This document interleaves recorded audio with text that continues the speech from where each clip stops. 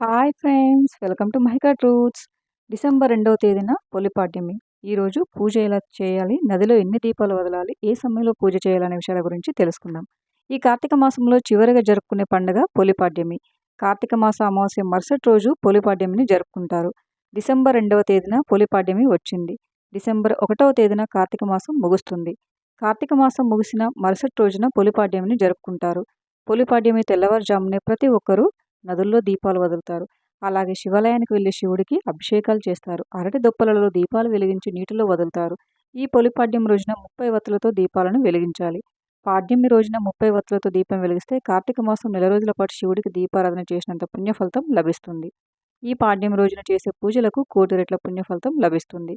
కార్తీక మాసం నెల రోజులు చేసే పూజల కన్నా పాడ్యం రోజు చేసే పూజలకే విశేషమైన పుణ్యం లభిస్తుంది. మరి ఇంతటి పవిత్రమైన పొలిపాడ్యం రోజున శివుడిని ఎలా పూజించాలి? 30 వత్తుల దీపం ఎలా వెలిగించాలి?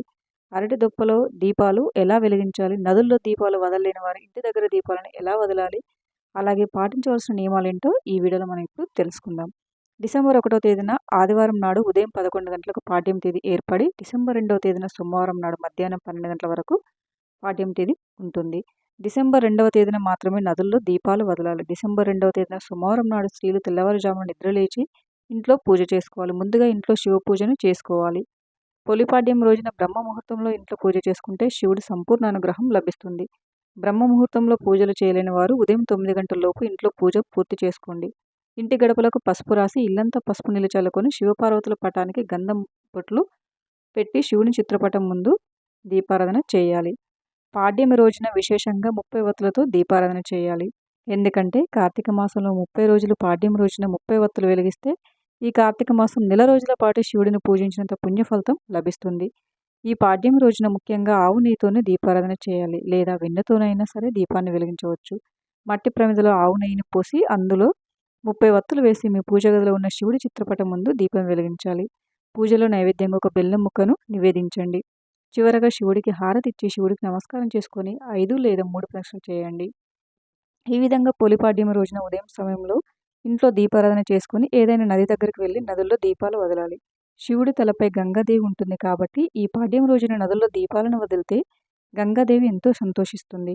గంగాదేవి ఆశీర్వాదం లభిస్తే శివుడి ఆశీర్వాదం కూడా సులువుగా లభించినట్టే. అయితే ఈ పొలిపాడ్యం రోజున నదుల్లో దీపాలు ఎలా వదలాలంటే నదికి వెళ్ళిన వారు తూర్పు దిక్కుకు తిరిగి సూర్యుడికి ఆర్ఘ్యం సమర్పించాలి. తర్వాత ఒక అరటి డొప్పను తీసుకోండి.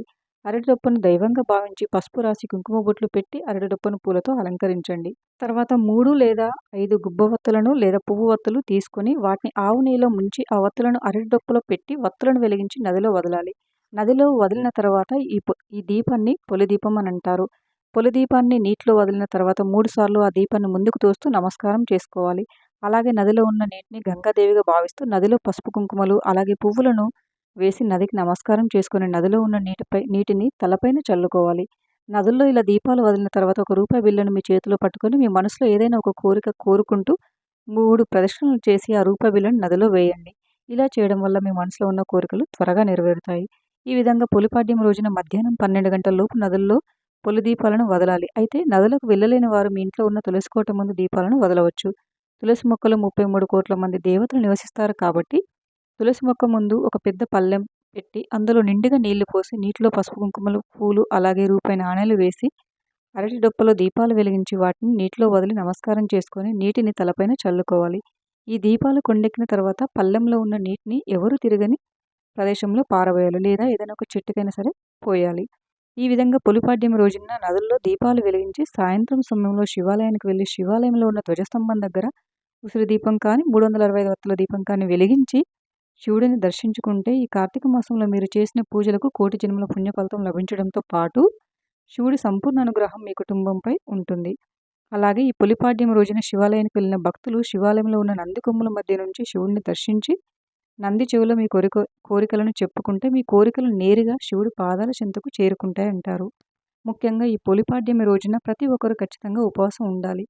ఈ రోజున చేసే ఉపవాసాలకు ఎంతో పుణ్యం లభిస్తుంది.